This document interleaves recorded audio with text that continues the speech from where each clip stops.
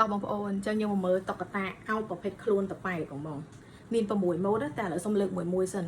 វីដេអូខ្ញុំធ្លាប់វីដេអូលើកតុក្កតាខ្ញុំធ្លាប់លើកថតយ៉ាងយូរដែរប៉ុន្តែខ្ញុំលើកតែមួយ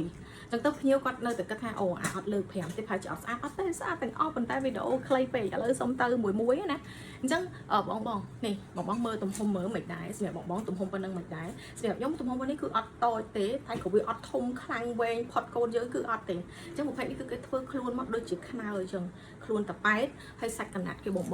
ស្មូតតុនខ្លាំងមែនតើអត់មានឆ្កូតអត់មានឈឺសាច់កូតអត់មានស្អុយថ្នាំអត់មានហុយកតិកទីទេអញ្ចឹងគឺគេធ្វើមករូបរាងលក្ខណៈបែបយើងមើលទៅនេះគាត់តែប៉ុន្មានទេណាមែននេះមិនមុតឈឺអីគឺអត់ទេគេធ្វើឲ្យយើងកូននេះស្ទាបមកដឹង texture អញ្ចឹងណាអញ្ចឹងវីដេអូនេះបងកំតតំណាងខ្ញុំនឹងព្យាយាមលើកមួយថាតើទំហំនៅក្រៅរបៀបម៉េចខ្ញុំអត់លក់ចង់បន្លំភ្ញៀវណាសំបីតែម្នាក់ឯងនេះសាច់ក្រាននេះទំហំនេះតុក្កតានេះបងនេះយើងមនុស្សធំយើងមើលទៅឃើញប៉ុណ្ណឹងតែសម្រាប់បងក្មេងគឺស័ក្តិសមមែនតែសម្រាប់កូនងាយណា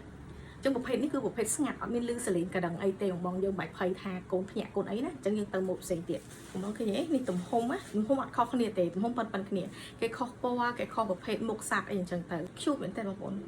ស្អាតណាហើយសាច់កណាត់សាច់អីបាច់បារម្ភបងស្អាតដូចគ្នាគាត់ថាយើងស្រឡាញ់សត្វណាយើងយកសត្វហ្នឹងទៅអូខេអញ្ចឹងគឺខាងក្រោយបែបនេះហើយមិនបាច់បារម្ភថាអូធ្ងន់ខ្លាំងថប់ហើមគឺអត់ទេអត់ធ្ងន់អត់អីទេតោះយើងទៅសាក់មួយទៀតអញ្ចឹងបងមុននឹងឃើញពណ៌តែមេឃដែរត្រូវទេនឹងដំរីនេះក្តាន់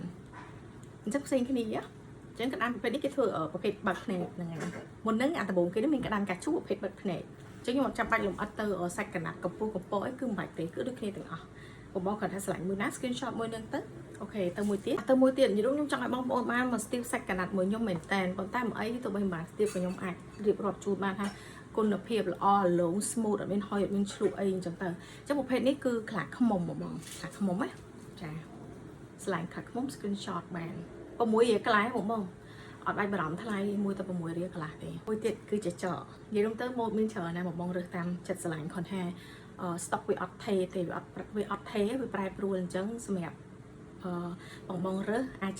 ឆាតជោគភ័យដើម្បីមើល stock ដែលមានជាក់ស្ដែងរើសតាមជាក់ស្ដែងអូខេគាត់ថាក្នុងវីដេអូខ្ញុំពងថតនេះគឺវា stock នៅពេញហ្នឹងចកតែមួយទៀតចុងក្រោយអញ្ចឹងនេះតោគាត់ថាតោ stock ជើងនេះយើង stock តិចជាងគេជាងឯងតិចអញ្ចឹងអាចនឹងឆាប់អស់គាត់ថា